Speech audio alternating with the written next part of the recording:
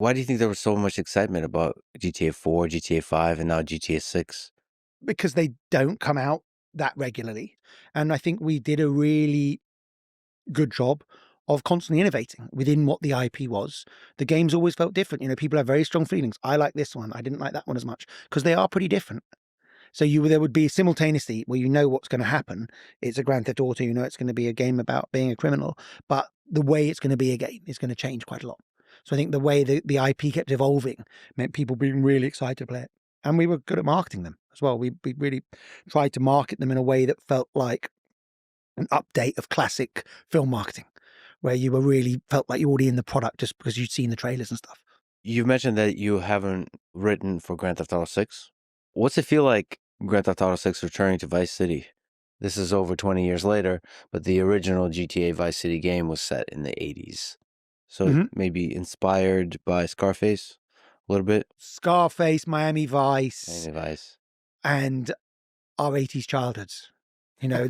What I realized quite a while ago, unfortunately, was that we made that game and it was set, I think, in 86, and we made it in 2002. So it's 16 years after. Mm.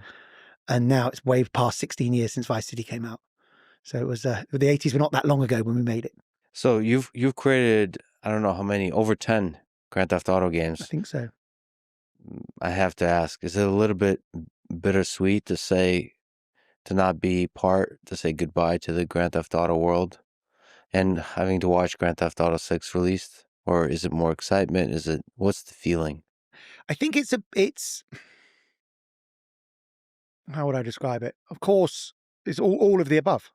It's exactly as pleased to be doing other stuff, excited for what we're working on now, super excited.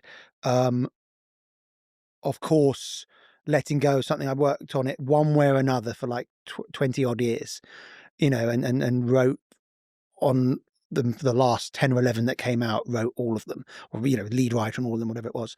Um, so of course, letting go of that is, is a big change and a lot and sad in a way, because it was each of the games was a kind of standalone story. It's not quite the same as I think probably it would be in some ways sadder if someone continued on Red Dead because it was a cohesive 2-game arc. That might be more sad to hear someone working on that. But again, that will probably happen too.